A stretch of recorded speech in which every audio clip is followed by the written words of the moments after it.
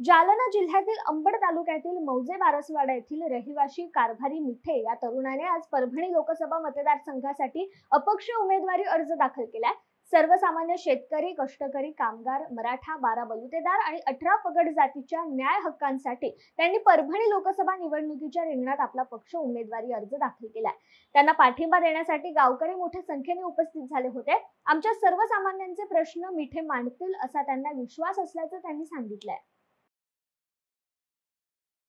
आमच्या गावचे भूषण करण उर्फ कारभारी मिठे हे आज परभणी लोकसभा निवडणूक लढवण्यास सामोरे जात आहे आणि आमच्या गावातील तसेच सर्व पंचकृषीतील समाज बांधवांची भावना असेल किंवा परभणी लोकसभेतून आज बऱ्यापैकी खूप 2 दिवसापासून सारखे फोन चालू होते की तुमच्या पंचकृषीतील गोदापट्ट्यातील एक वाघ आम्हाला पाठवा, जेणेकरून प्रस्थापिताला आपल्याला धडा शिकवल्याशिवाय हा राहणार नाही।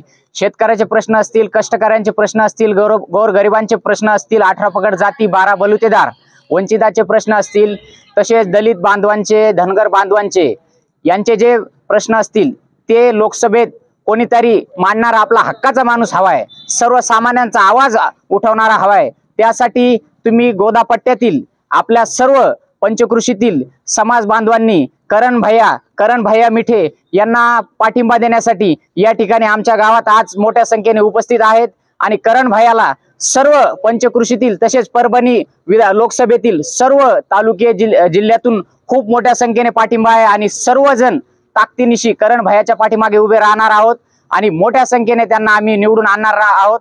या ठिकाणी मी एवढेच बोलतो, थांबतो। माझं नाव डॉक्टर शुभम मिठे।